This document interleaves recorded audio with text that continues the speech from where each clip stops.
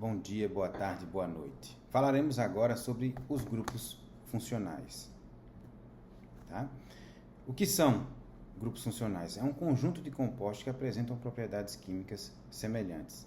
Sua classificação pode ser quanto o composto apresenta só um grupo funcional na molécula, por exemplo, aqui uma função de hidroxila que representa o álcool, ou múltipla quando o composto apresenta dois ou mais grupos funcionais na estrutura da molécula.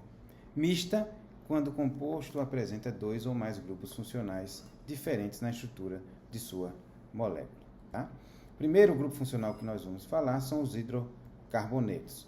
Os hidrocarbonetos são compostos que contêm apenas carbono e hidrogênio. Primeiramente falaremos sobre os alcanos, que são hidrocarbonetos que não têm ligação múltipla entre os átomos que formam a sua estrutura. Não apresenta, então, ligação dupla. Exemplo, o pentano e o ciclohexano. As principais fontes de obtenção dos alcanos são gás natural e o petróleo. Os menores alcanos do metano ao butano são gases sob condições ambiente. O metano é o principal componente do gás natural. Alcanos de maiores massas são obtidos através do refino do petróleo. Tá? Você tem aí o metano e a sua fórmula de representação estrutural. Então, o metano é um gás incolor e inodoro. Sua produção na natureza ocorre a partir da decomposição na ausência de ar de material orgânico, quer de origem animal, quer de origem vegetal. É um dos principais constituintes do chamado gás natural. O gás natural é uma fonte de energia limpa, encontradas em rochas porosas no subsolo, podendo estar associada ou não ao petróleo. Comparado ao óleo combustível, é 12% mais barato. As reservas brasileiras comprovadas são na ordem de 225 bilhões de metros cúbicos, concentrando-se principalmente nos estados do Rio de Janeiro, Rio Grande do Norte e Amazonas. Para completar a produção nacional, o gás metano é importado da Bolívia e da Argentina. O gás importado da Argentina chega ao Brasil por hidrovia. No caso da Bolívia, a solução foi construir um gasoduto. O alcano, muito importante, que é o metano, o gasoduto Bolívia-Brasil tem aproximadamente 3.150 km de extensão, tá? 557 km na Bolívia e 2.593 km no Brasil. Com capacidade de fornecimento de 200 mil barris por dia, o gasoduto passa por 5 estados brasileiros: Mato Grosso do Sul, São Paulo, Paraná, Santa Catarina e Rio Grande do Sul, tá? E 135 municípios. Os alcenos, também um hidrocarboneto, tem pelo menos uma ligação dupla na sua constituição, formada pelos dois átomos de carbono. Tá? O exemplo de propeno e ciclohexeno. Tá? O eteno e o propeno, os dois mais simples alcenos, estão entre os mais importantes reagentes químicos industriais produzidos, por exemplo, nos Estados Unidos. O eteno é utilizado como material de partida para a síntese de muitos compostos industriais, incluindo etanol, óxido de etileno, etanol e o polímero polietileno. Aí você tem a estrutura da molécula de eteno. Propeno é um importante material de partida para a síntese de acetona, cumeno e polipropileno. Exemplos de dois alcenos que naturalmente ocorrem na natureza, tem o alfa-pineno e... Bem, os alcenos raramente ocorrem na natureza. O mais comum é o eteno, produzido durante o amadurecimento das frutas. Outro alceno é o octadeceno, presente no fígado de peixes. Já um dos componentes da casca do limão é o octeno, que, como hidrocarboneto, sofre, assim, combustão. O alcino tem ao menos uma ligação tripla carbono-carbono e é um outro exemplo de um hidrocarboneto. Nós temos o etino, o pentino e o 2-pentino de diferenciação. O alcino mais simples, o etino, também chamado de acetileno. Você tem aqui a descrição dele. Exemplo de dois alcinos que naturalmente ocorrem na natureza. O capilin, um agente antifúngico, e o dactilin, que é o inibidor do metabolismo barbital. O acetileno é o nome usualmente empregado para designar o menor e mais importante dos alcinos, que é o etilo. Esse gás é obtido a partir de substâncias abundantes da natureza, carvão, calcário e água, por meio de reações químicas. O acetileno tem como propriedade característica a capacidade de liberar grandes quantidades de calor durante sua combustão, isto é, durante a reação com oxigênio. Quando nos maçaricos de oxiacetileno, o acetileno reage com oxigênio puro, produzindo CO2 e água, a chama obtida pode alcançar temperaturas de até 2.800 graus Celsius. É muito usado em processos de solda de materiais que exigem temperaturas mais elevadas. Os hidrocarbonetos também podem ter compostos aromáticos. Esse tem, em especial, um tipo de anel. O exemplo mais comum é o benzeno, onde você tem o benzeno, o tolueno e o ácido benzoico. Na verdade, as diferenciações são os substituintes que existem dentro, ligado ao anel benzênico. Tá? Nós temos a representação do anel benzênico, que representa com que haja, mostrando que a dupla ligação ela não está fixa nos locais designados quando se desenha a estrutura da molécula. Por isso que nós representamos algumas vezes esse anel benzênico com essa circular. Então, todas as ligações carbono-carbono têm o mesmo comprimento, de 1,39 angstrom. Então, ela está entre a ligação simples e a ligação dupla. Por isso que nós mostramos, porque nenhuma dessas ligações elas existem nessas localidades. Então, ela tem meia ligação dupla em cada uma das estruturas. Tá? E eles são bastante estáveis porque eles sofrem o processo de ressonância, por ser uma substância aromática. A estrutura do benzeno na área tridimensional, nós temos aqui os glóbulos dos orbitais P que não sofrem hibridização e o processo de passagem dos elétrons aqui. Então, os elétrons P estão acima e abaixo dos anéis, tá? Tem uma estrutura planar, todos os carbonos são sp2, são hibridizados com os anéis sp2. Os lóbulos de cada orbital P abaixo e acima do anel superpõem-se com os lóbulos dos orbitais π nos átomos. Os 6 elétrons associados com esse orbital P, um elétron em cada orbital, estão deslocalizados ao redor de todos os 6 átomos do carbono do anel. Assim como a gente já viu no processo de ligação.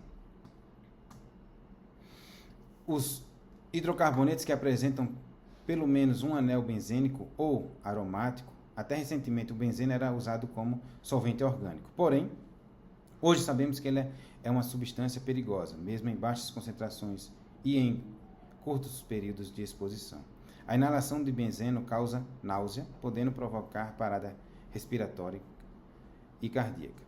A exposição repetida ao benzeno pode causar o aparecimento de leucemia e outras alterações sanguíneas. Antigamente, os hidrocarbonetos aromáticos eram obtidos a partir do carvão de pedra, também chamado de hulha, que teve sua origem no material oriundo de plantas depositadas em pântanos. Apesar de ser grande a produção de hulha, a demanda atual de alguns hidrocarbonetos aromáticos excede em muito o suprimento obtido a partir dessa fonte. Assim, o petróleo acabou por se tornar a principal fonte de hidrocarbonetos aromáticos. Ligações covalentes polares, tá? Nós temos aqui uma exemplificação do fluoreto de lítio que é formado através de ligações iônicas, onde você tem uma atração eletrostática formada por íons de cargas opostas. O etano, tem uma ligação, é formado por ligação covalente. Os elétrons são divididos entre os átomos de carbono. Então, aqui nós temos exemplificações de 2 elementos que estão interagindo. Tá? Você tem o carbono interagindo com o carbono e o carbono interagindo com o oxigênio. Tá? Nós temos aqui a eletronegatividade de cada um dos elementos. Tá? Tendo essa eletronegatividade, vai causar uma interferência nos elétrons que estão sendo partilhados nessa ligação química. O que acontece é que esses elementos que são mais eletronegativos, eles vão exercer uma força nos elétrons que estão sendo partilhados maior, então os elétrons vão estar muito mais próximos a esses elementos mais eletronegativos, o que dá uma carga parcial negativa sobre esses elementos, gerando, assim, no átomo que está compartilhando os elétrons, uma carga parcial positiva, como se ele tivesse mais pobre em elétrons, tá? Puxando.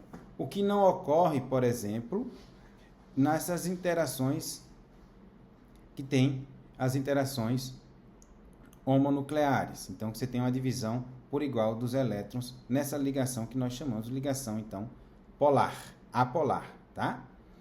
Onde não tem essas diferenciações de eletronegatividade. Quando nós temos essa diferença de eletronegatividades, nós dizemos, então, que essa ligação, quando tem essa divisão não igualitária de elétrons, nós já chamamos esse tipo de ligação de uma ligação polar. Tá? E o que é eletronegatividade? Nós já falamos, mas vamos relembrar aqui que é a habilidade intrínseca de um átomo em atrair os elétrons compartilhados em uma ligação covalente.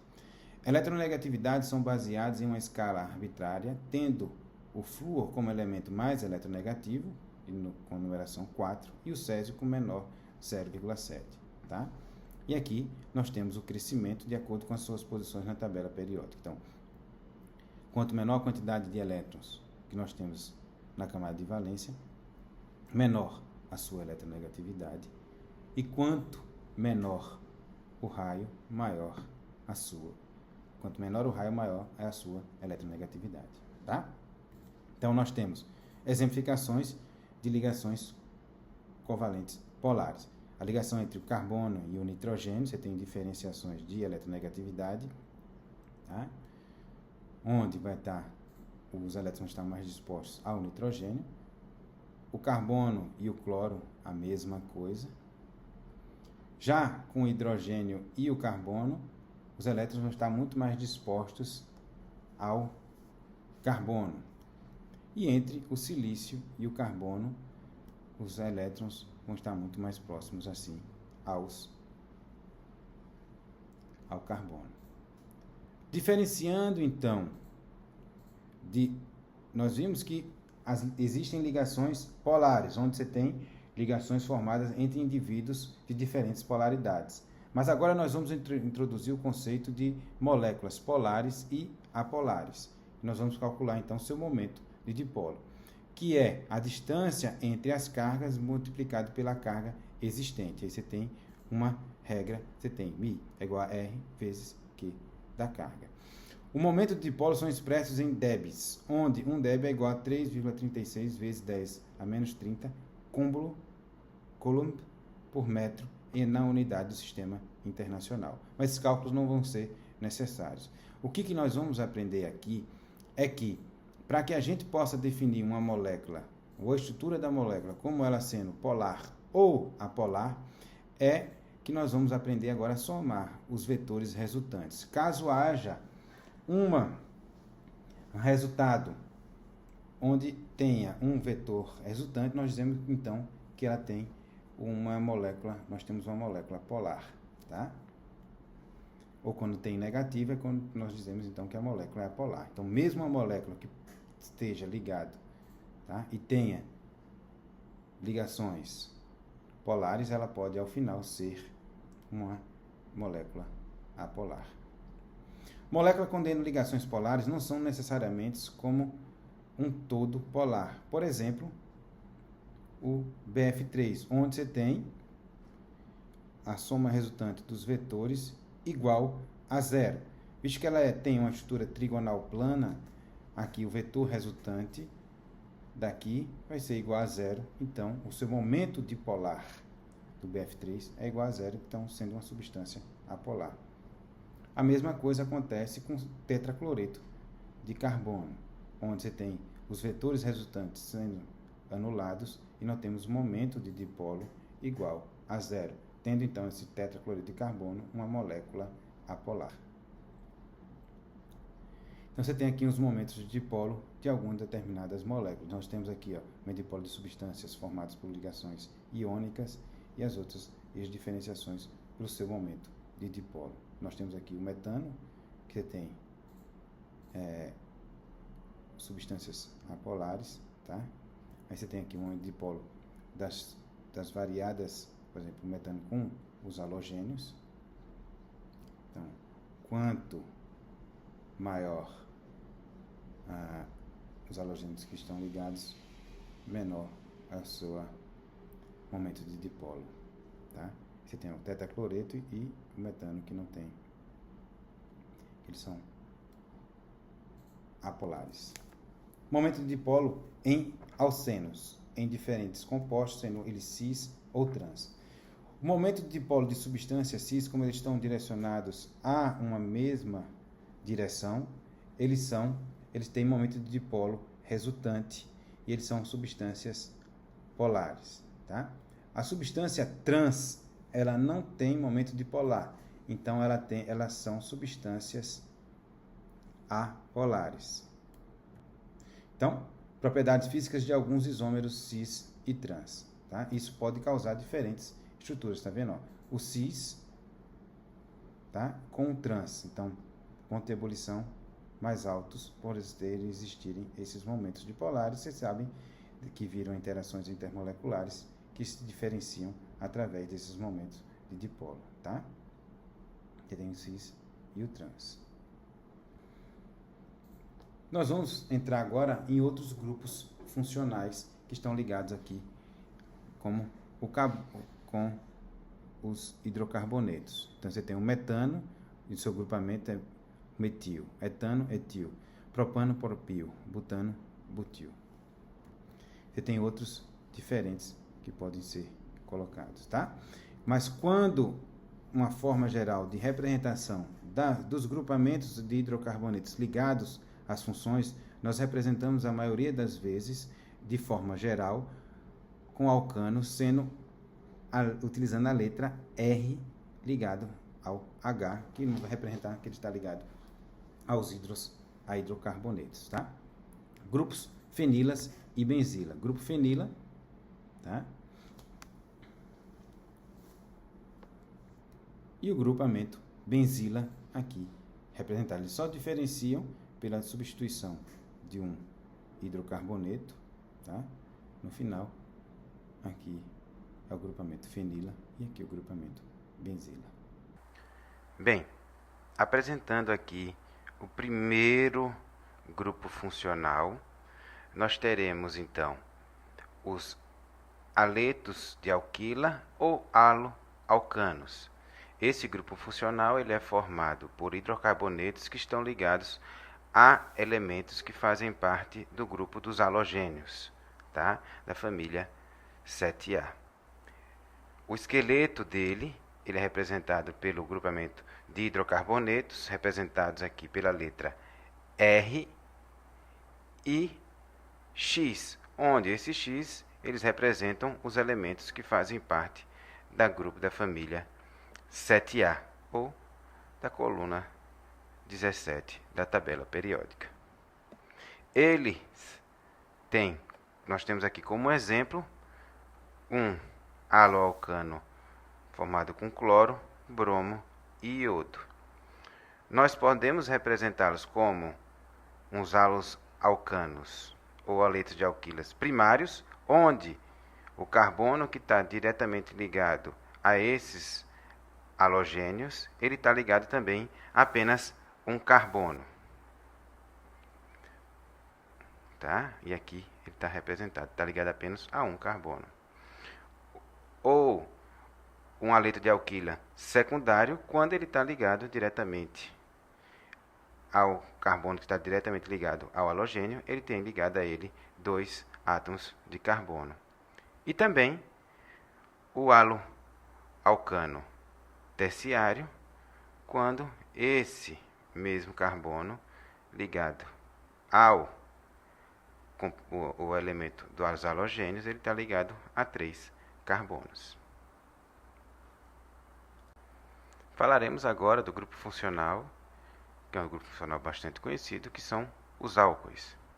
Os álcoois têm como seu esqueleto demonstrativo os onde você tem os grupamentos de hidrocarbonetos, aqui representados pela letra R, e tendo, então, uma hidroxila ligado a esse hidrocarboneto.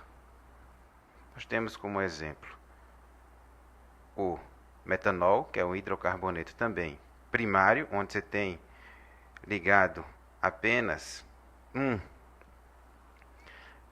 carbono, tá? Ele na verdade está ligado a 3 hidrogênios, mas ele também é considerado um carbono primário, está ligado a um carbono ou 3 hidrogênios. O álcool secundário, onde você tem ligado a ele 2 elementos de carbono. O terciário, onde você tem ligado a 3 carbonos, ou então um álcool aromático, onde você tem ligado a hidroxila diretamente a um anel aromático. Álcoois podem ser visualizados estruturalmente de duas maneiras: derivados hidroxílicos de alcanos ou derivados alquílicos de água. Você tem o metano e o álcool etílico, então você tem a introdução de uma hidroxila no hidrocarboneto. Ou então, você tem o grupo etila e o grupo hidroxila com a retirada de um dos hidrogênios, do próton, para a formação, então, desse álcool. Tá? Isso é a representação. Onde você tem aqui o ângulo diferenciado da água e da hidroxila ligada diretamente ao alcano. Éteres. O esqueleto do grupo funcional éter, ele é representado pelo oxigênio ligado diretamente a 2 grupamentos de carbono, tá? Diferenciando da hidroxila dos álcoois, que temos então o oxigênio ligado diretamente a um carbono e um hidrogênio. Os éteres são diferenciados. Isso, quando a gente viu também nas interações intermoleculares, diferenciam os compostos formados por funções de éter e álcool, tendo a possibilidade nos álcoois de fazer então as interações de ligação de hidrogênio, que são interações mais fortes, tendo então os álcoois sendo em modelos comparativos mais estáveis que os éteres. Tá? Então você tem aqui o esqueleto do éter. Você tem um exemplo, o éter acíclico, quer dizer que ele não cíclico, e o éter cíclico aqui representados, e seus ângulos de ligação. As aminas têm em sua estrutura, ligado a um grupamento aqui de hidrocarbonetos, uma ligação com o de nitrogênio ligado a hidrogênios, ou não precisa, tá? Porque você tem a formação de amina primária, onde você tem o nitrogênio ligado diretamente a um carbono, amina secundária, onde você tem ligado ao nitrogênio dois carbonos, ou a amina terciária, onde você tem o nitrogênio ligado diretamente a 3 carbonos. Você tem a amina cíclica e a amina também aromática, quando ele faz parte de um anel aromático. Aldeídos e cetonas. Tá? Você tem a grande diferenciação, mas os aldeídos e cetonas, eles têm ligados ao carbono uma carbonila. O que é uma carbonila? É quando o carbono está ligado diretamente através de 2 ligações, uma ligação sigma e uma pi, ao oxigênio.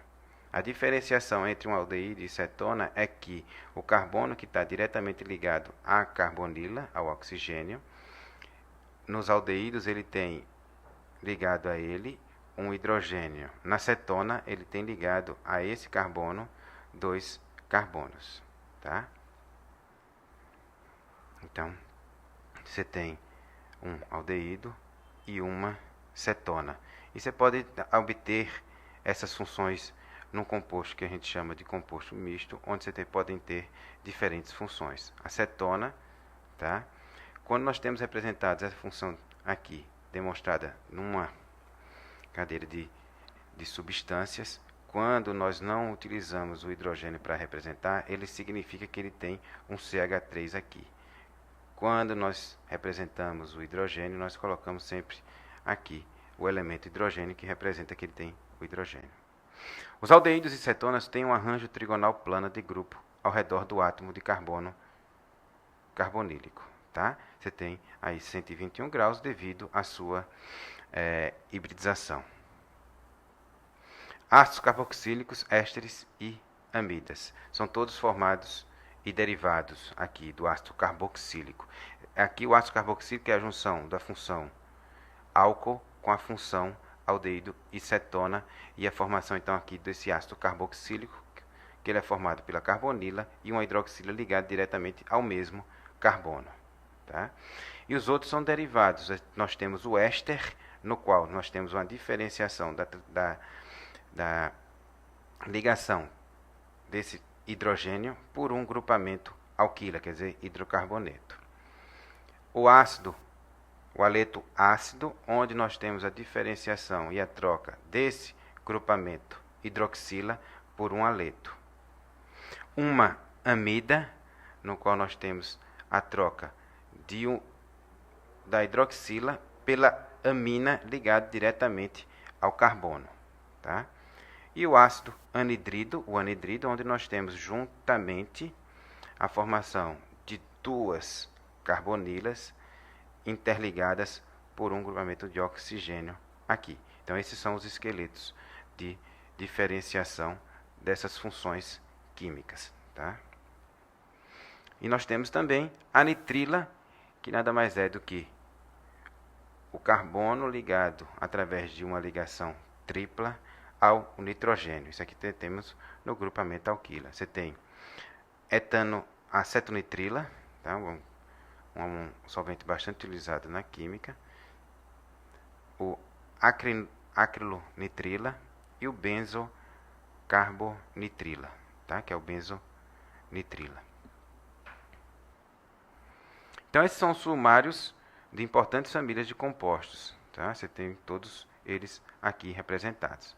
Nesse capítulo, nós não vamos requerer de vocês que vocês se lembrem ou nomeiem ou tenham nomenclatura de compostos químicos. É necessário que vocês apenas conheçam e consigam identificar, dentro de uma estrutura de molécula, quais funções químicas estão dentro dela.